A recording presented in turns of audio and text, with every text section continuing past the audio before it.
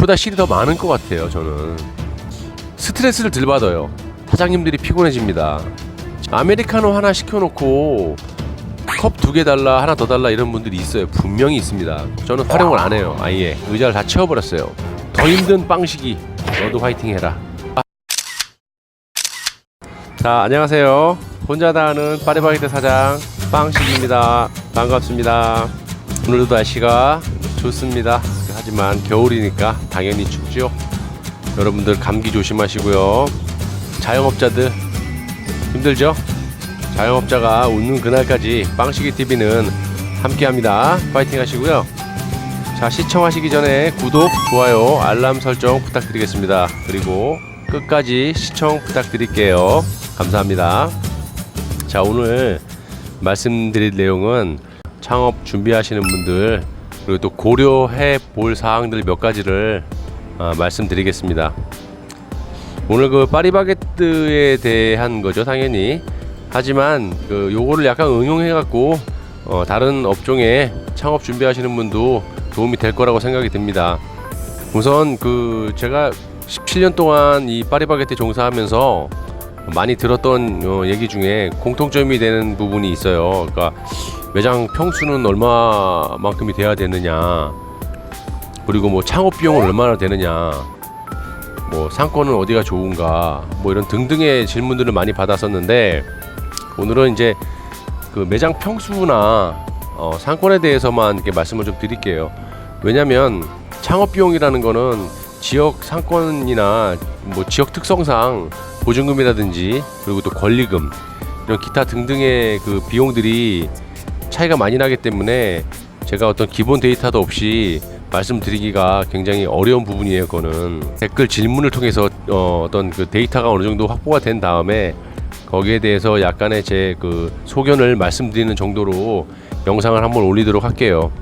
평수를 말씀을 하시는데, 평수는 이제 제 기준으로 말씀을 드릴게요. 물론 크고 평수가 크거나 그러면은 이렇게 인테리어 하기도 조목조목 이쁘게 할 수도 있고 인테리어 자체가 멋있게 나올 수는 있지만 그렇게 큰 실속은 없다고 보면 됩니다. 특히 이 카페 매장 같은 경우는 보기에는 굉장히 좋아요. 하지만 장사하는 입장에서는 이익을 추구하는 어떤 그런 목적이기 때문에 남한테 잘 보이려고 박물관 차리는 것도 아니고 그렇잖아요. 그럼 박물관 차려야지. 자, 그래서 저는 실속 위주로 말씀을 드릴게요. 자, 평수는 지금 보면은 매장 본사에서도 너무 작으면 이렇게 점포 개발을 해주질 않아요. 자, 그리고 이 시스템상 파리바게뜨 너무 작으면 이게 또 안 돼요. 왜냐면 또 빵을 직접 매장에서 굽기 때문에 주방 평수도 빠져야 되고, 그러다 보니까 보통 실평수로 한 17평, 가장 적게는 17평에서 그 이상을 이제 요구를 하는데, 제 기준으로 오늘 말씀드리면 실평수는 한 17평에서 20평 내외가 가장 적당하다고 생각해요. 왜냐, 카페 매장을 하게 되면 득보다 실이 더 많은 것 같아요, 저는. 자, 보세요. 예를 들자면 평수가 크면은 관리비가 상승하게 되겠죠. 당연히 냉난방비가 올라가게 될 것이고, 매장이 크면 혼자 할 수 있는 그 동선 자체가 안 나오기 때문에 인력이 또 투입이 돼요. 그러다 보면 이제 알바를 두거나 그러면 인건비가 또 상승이 되죠. 그러다 보니까 이런저런 거를 따졌을 때 별로 이렇게 좋은 효과적인 어떤 부분이 아닌 것 같아요. 그래서 저는 17평에서 20평 내외 테이크아웃으로 선호합니다. 장점으로 보면 일단은 스트레스를 덜 받아요. 왜냐면 카페에 있으면 손님들이 앉아서 이렇게 있으면 굉장히 신경이 쓰입니다. 저도 예전에 어렸을 때 점장도 해보고 다 해봤지만 일도 힘들고 신경도 많이 쓰이고, 자, 일이 힘든 부분은 이제 청소 같은 것도 더 힘들어요. 다 닦아야 되고 테이블이 많을수록 할 일이 늘어나는 거잖아요. 그렇다 보면 또 알바도 별로 안 좋아해요. 그럼 또 알바들이 오래 버틸 수가 없어요. 알바가 오래 못 버틴다는 거는 이코르 사장님들이 피곤해집니다. 지금 현 사장님들이 많이 느낄 겁니다. 공감도 하실 거고, 한 알바가 오래 있어줘야 사장님들 편한 겁니다. 그런 단점이 또 있고요. 인건비가 상승이 되고 고객 클레임이 많아집니다. 왜냐면 이런 분들 많을 거예요. 지금 카페 매장 하시는 분들 아메리카노 하나 시켜놓고 컵 2개 달라, 하나 더 달라 이런 분들이 있어요. 분명히 있습니다. 그런 분들이 또 2시간 3시간 이렇게 진을 치고 계시는 분들이 많습니다. 요거 듣고 계시는 분들 만약에 그런 분이 있다면 자제해 주시기 바래요. 입장을 바꿔놓고 생각하면 우라통 터지는 일입니다. 그러니까 그런 것들 굉장히 자질구레한 것 때문에 스트레스 많이 받게 돼요, 점주님들은. 자, 그런 게 일단은 평수가 작거나 테이크아웃 매장은 없어요. 그리고 가장 중요한 부분, 인건비. 저 같은 경우 매장이 그렇게 크지 않기 때문에 20평입니다. 저희는 물론 카페도 만들 수 있어요. 있긴 있어요. 바로 저는 활용을 안 해요. 아예 의자를 다 채워버렸어요. 자, 되게 이렇게 잔혹할 수는 있지만 그거 아니에요. 그것 때문에 클레임 거는 사람 별로 없어요. 요 주변에 커피숍으로 안내해드리면 돼요. 만약에 예를 들어서 매장이 크다 그러면 혼자 할 수가 없어요. 이 동선 자체가 너무 넓어버리면 사람이 할 수 있는 게 한계가 있기 때문에 할 수가 없어요. 매장이 크면요 임대료도 비교적 비쌉니다. 그쵸? 공감하실 겁니다. 그래서 저는 큰 매장 별로 선호 안 합니다. 물론 큰 매장이 필요할 때가 있겠죠. 그런데 생각을 해보세요. 실질적으로 카페 앉아서 매출 올리는 것보다 인건비가 더 들어가요. 네, 그건 알아보시면 알 겁니다. 제가 17년 동안 생활해봤기 때문에 그거는 맞습니다. 별로 없어요. 카페 매장을 활용해서 인건비 대비로 더 수익이 많은 거는 별로 없어요. 두 번째로는 이제 상권 문제인데, 이게 솔직히 모든 창업하는 모든 자영업자분들이 실력도 중요하지만 자리가 제일 좋아야 된다고 하시잖아요. 자리 몫이 거의 뭐 80% 90%예요. 장사 못하는 사람들도 목 좋은 데 잡으면요 떼돈 멉니다. 그래서 상권이 그렇게 중요해요. 점포개발팀에서 알아서 해주는 것도 있지만 요즘에 그러지 않을 거라고 저는 생각하고요. 본인들이 어느 정도 선점을 해놓은 상태에서 본사에다 이제 의뢰를 하거나, 양도 양수 같은 경우는 다니면서 본인이 판단해서 이제 양도 양수를 하는 경우가 있는데, 상권 무지하게 좋죠. 그리고 전반적으로 가게를 내놨을 때는 열이면 아홉은 장사가 매출이 떨어져서 안 좋아서 내놓는 그런 점포들이 대다수입니다. 그거는 당연히 감수하시고 가셔야 되고, 보통 제가 예를 들어 볼게요. 제가 아는 지인 중에 그게 몇 년도더라, 꽤 오래됐는데, 강남 쪽에 이렇게 테헤란로 있죠. 쫙 빌딩들 양쪽에 크고 이렇게 쭉 테헤란로라고, 강남 그쪽에는 오피스가죠. 당연히 거기는 다 회사가 질비하기 때문에 매장도 상대적으로 좀 클 뿐더러 임대료도 1,000만 원이 다 호가는 월 임대료가 셉니다. 월 임대료 1,000만 원 내려면 제가 아는 데는 1,400만 원이었거든요. 근데 일매출로 한 550 나왔어요. 잘 되는 거죠. 막 줄 서서 먹습니다, 아침에는. 그런데 단점이 뭐냐면, 저는 이 오피스 상권을 별로 선호하지가 않아요. 자, 회사 일주일 내내 안 나가잖아요. 금요일 오후부터는 빠지기 시작합니다. 토요일 일요일이요? 개미새끼 한 마리 없죠, 동네에. 그쵸? 그러면 한 달 30일 동안 4주죠. 그러면 3, 32, 12일 10일 이상은 반토막 이하로 떨어집니다. 매출이 뭐랄까 들쑥날쑥이 굉장히 심해요.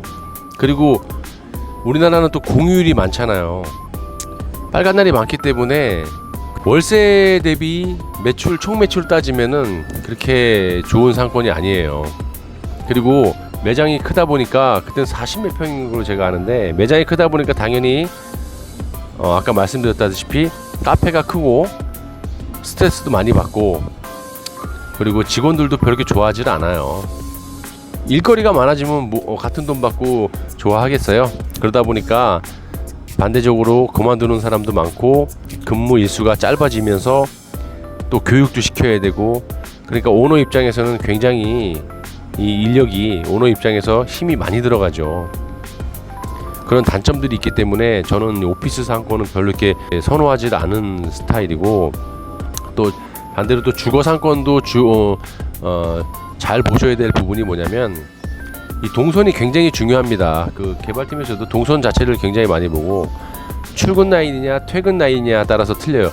같은 여기 요 정도 섹터인데 저 길 건너편에 있느냐 아니면 이쪽에 있느냐에 또 따라서 매출이 틀려지는 게, 출근 동선하고 퇴근 동선이 또 틀립니다. 매출에 대해서 굉장히 중요하고, 또 횡단보도 앞이냐, 뭐 사거리냐, 버스 정류장이냐, 지하철 역세권이냐에 따라 또 틀리기 때문에 이런 것도 유심히 보셔야 됩니다. 그리고 제가 팁을 하나 드리자면, 세대수를 가지고 이제 몇 세대냐, 뭐 3,000세대냐 5,000세대냐 그래서 이제 입점을 시키거나 그러는데, 그 동네 주변에 수준을 한번 보세요.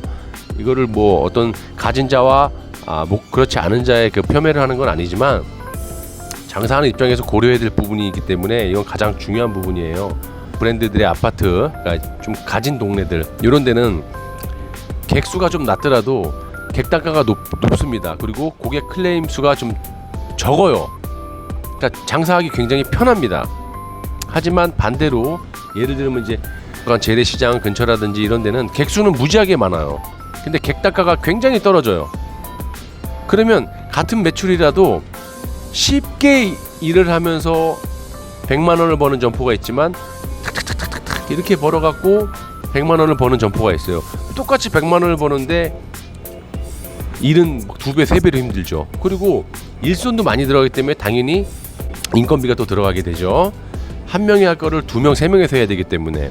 그러니까 이런 디테일한 부분도 꼼꼼히 챙기셔야 돼요. 그냥 딱 겉만 봐서 괜찮네, 매출 뭐 얼마 나왔네 이렇게 보시면 안 되고, 그 주변 상권을 보셔야 돼요. 그래서 경력이 있는 사람들은 그런 걸 굉장히 디테일하게 따집니다.